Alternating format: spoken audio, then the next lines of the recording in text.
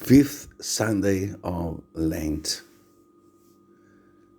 As we did so far, we are going to comment the chapter 11 of the Gospel of John, year A. In the chapter 11, John presents us the situation of Lazarus, who is very, very ill, very sick. Jesus is near the town where Lazarus and his two sisters live.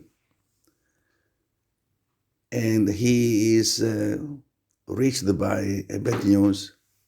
Lazarus, a very good friend of Jesus, is very sick.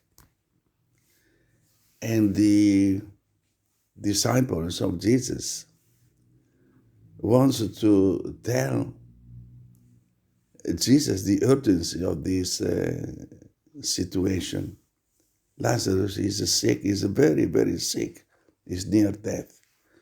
But Jesus answered them in a very strange way. And he says, this illness is not to end in death, but it is for the glory of God, that the Son of God may be glorified through it. So it seems that Jesus does not believe that this disease, that the sickness is so serious. And in fact, he goes on preaching his gospel for the other two days.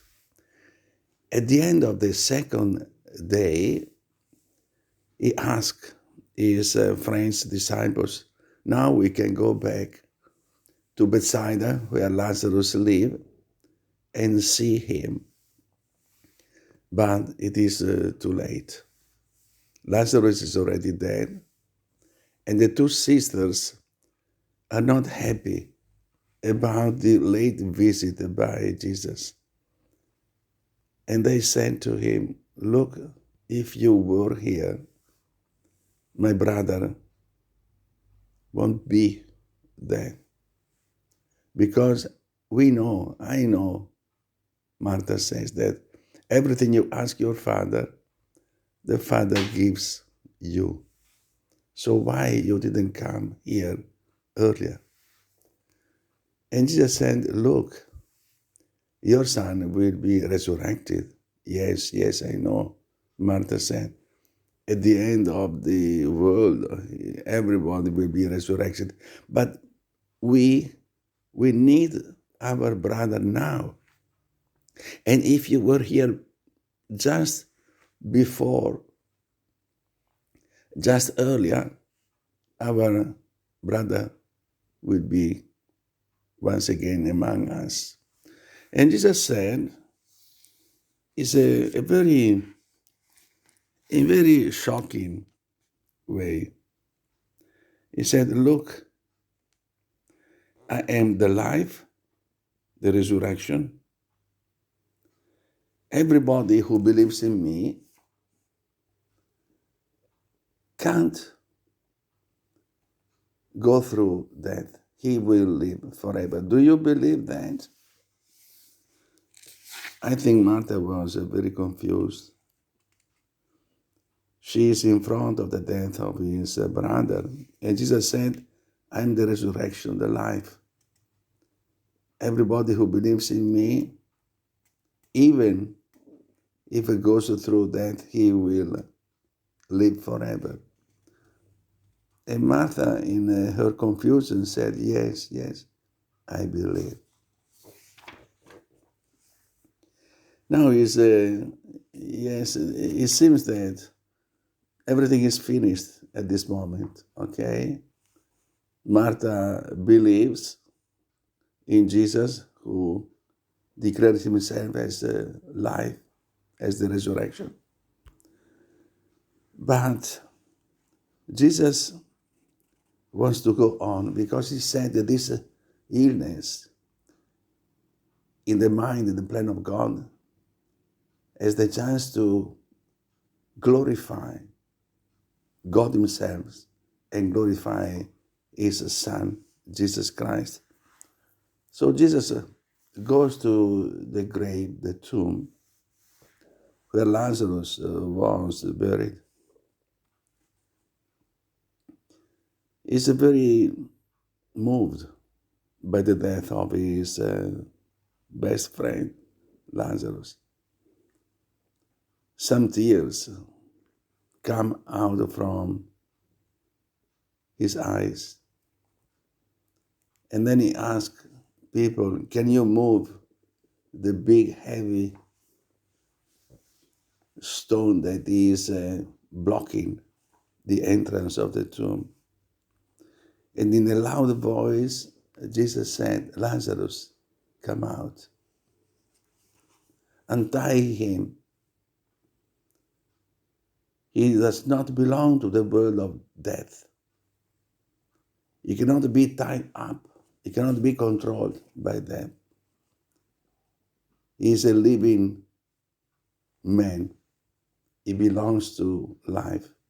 He is one who has to join our life.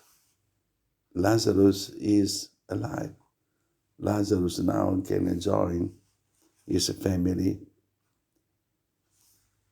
Everybody are very astonished. Who is this guy who can show his power towards death? Is he the master of life? And Jesus presents himself as precisely as this precious man, envoyed, sent by God to be a witness of the true life. Who believes in me, even if he goes through death, he will live forever. In these past few weeks, we saw Jesus Christ according to the book of John, the Gospel of John. We saw him as the water of life with the Samaritan lady. He presented himself as the true light that can enlighten people's life. The blind man, now he can see, and he knows that Jesus himself is the light, gives him this special life, this special light, and he will become a disciple of Jesus. And now, in the 11th chapter, John presents his people, his assembly, with Jesus, the giver of real life, who has the power to control death. This is the theme, the very important theme, content of the entire period of Lent. Jesus is our goal in life. Jesus is the most important person in the creation of God, the most important man in the human family.